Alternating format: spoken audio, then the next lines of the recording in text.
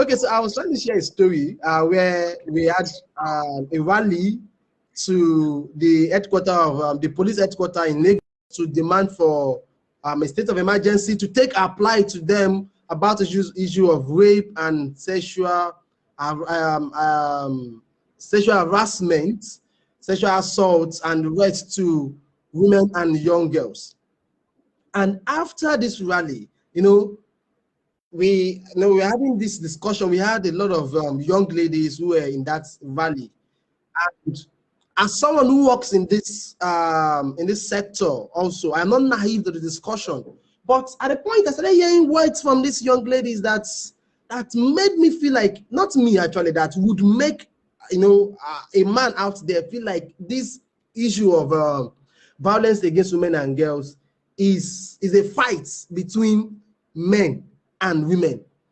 Like, oh, the men are the ones doing this. We need to fight them. We need to fight all the men. At the point, they started using words like all men are rapists. Okay, so Nkechi just left the room. I don't know what happened. So let me try and bring Nkechi back. So let me try and bring Nkechi back. I don't know what happened. She just left the room. Okay, she's trying to connect back. Okay.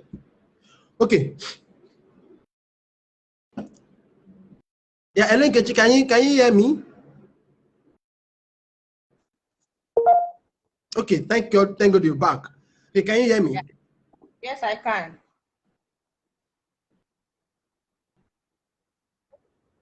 Okay, so to just conclude, I felt like these ladies shouldn't, like, they were already seeing this as a fight, like all men are rapists and all men violate women. So they were like, I don't want to have anything to do with men. And I want to ask, how important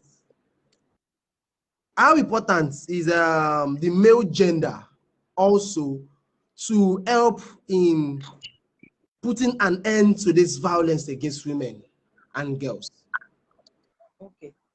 At times when women and girls say, I don't want to have anything to do with a man, we understand their plight. Most of them are survivors of violence against girls. And because of what they've passed through, they make up their mind to say they don't want to have anything to do with men. But we still try to make them understand that we have the he for she's. We have the men that believes in women's men that work tirelessly to fight for the rights of women. So if we are saying we want to end violence against women, I said it earlier on, it is not a one-man's fight. It is a fight for everyone. It is a fight that the men need to be involved in.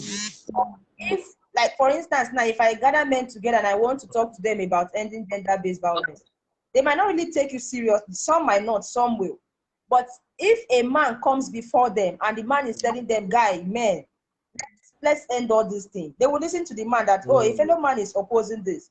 I believe it is not just a thing for us alone to handle. It is a thing we need to involve everybody, both men and the boys. We all need to work because every man there has a mother, has a sister, a daughter, a wife, a niece, a cousin that is a female.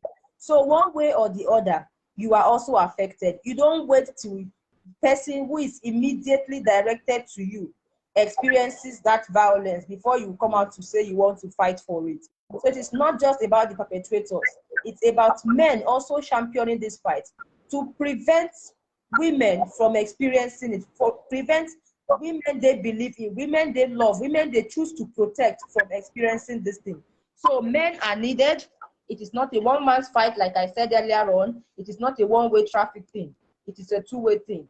Women need to champion it. Women need to be aware, while the men need to be trained to know that violence is not something that should be promoted or something that should be perpetuated, but rather it is something that should be abolished and prohibited. Oh, all right, so guys, you've heard the words from Nkechi. Nkechi is the executive director of Initiative for Women and Girls Rights Advancement, IWOGRA. And he had said it all, that men, women, boys, girls, we need to work together.